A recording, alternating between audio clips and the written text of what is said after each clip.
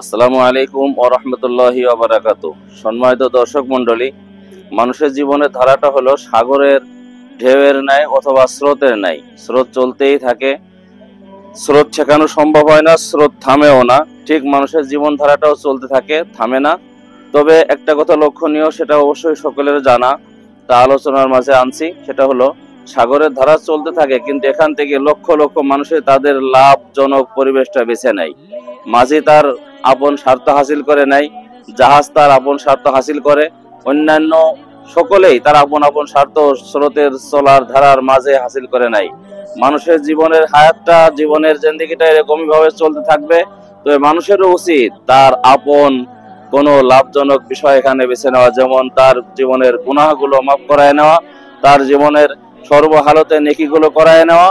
তার হায়াত চলতে থাকবে, এর মাঝখানে তার জীবনের পরিপূর্ণ পরিবর্তন ফিরিয়ে নিয়ে আসা।